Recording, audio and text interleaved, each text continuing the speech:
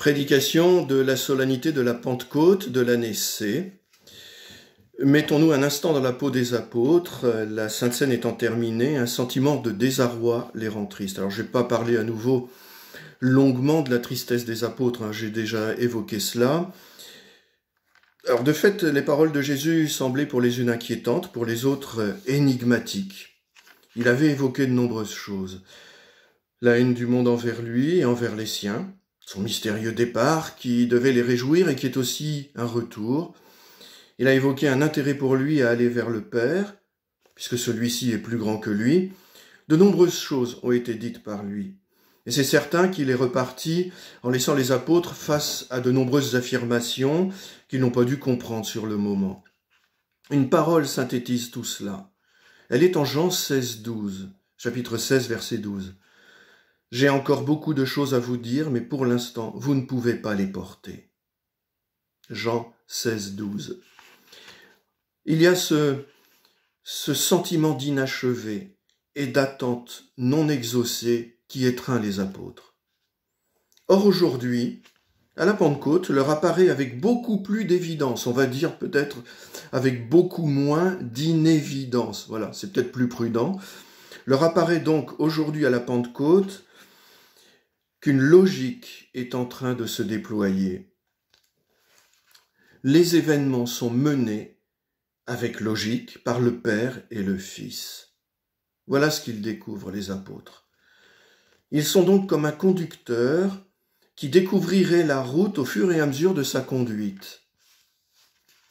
Alors le commencement dans lequel il leur fallait vivre l'ascension leur devient probablement plus évident à la Pentecôte. Mais pourquoi aujourd'hui est-il un commencement? Après tout, quand on y pense, vivre sur terre avec un ressuscité, cela pouvait suffire. Que Dieu le Père soit parvenu à ressusciter un être humain, cela pourrait suffire à les convaincre que la mort est vaincue.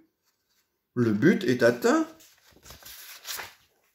Or, ils vont devoir découvrir qu'il leur faut immensifier ce Jésus qu'ils ont suivi. Immensifier. Alors, je vous avoue, je ne sais pas si c'est dans le dictionnaire, mais j'ai eu envie d'utiliser ce mot-là. Immensifier. Voilà. Il leur faudra découvrir ce que l'on appelle la transcendance du Christ, la transcendance de Jésus. Et pour cela, on n'est plus seulement dans une Pentecôte privée, car il y a eu des Pentecôtes privées avant la grande Pentecôte, celle d'aujourd'hui. On n'est donc plus aujourd'hui dans une Pentecôte privée dont l'auteur est visible, mais en présence d'une Pentecôte publique dont l'auteur est devenu invisible. Distance et invisibilité lors de cette Pentecôte publique immensifient le Christ, mettent les apôtres en présence de la transcendance de Jésus. Ce changement de perspective, nous aussi nous avons à le vivre. De fait, nous-mêmes, 2000 ans plus tard, nous faisons face encore à des perspectives qui nous semblent bien énigmatiques. Reconnaissons-le, combien de questions se posent encore à nous, notamment celle-ci, le salut de ceux qui, sur le plan historique, ont vécu avant le Christ. Ceux qui ont vécu avant le Christ, sur le plan historique, ont-ils été sauvés par lui? Sont-ils sauvés, tout simplement? Des chrétiens soucieux de ce que le Christ soit considéré comme la personnalité absolument indépassable, le sauveur absolument incontournable, se posent cette question. Ils se posent cette question. Et le salut de ceux qui, historiquement, ont vécu longtemps avant le Christ. Qu'en est-il?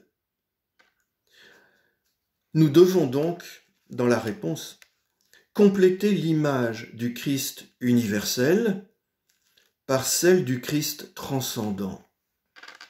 Nous devons passer du Christ reconnu par tous les hommes suite à la Pentecôte au Christ qui transcende le temps, qui transcende les siècles. Jésus transcendant. Voilà.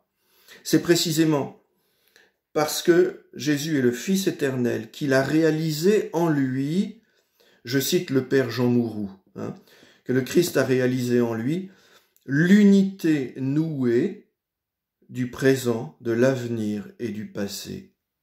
L'unité nouée du présent, de l'avenir et du passé.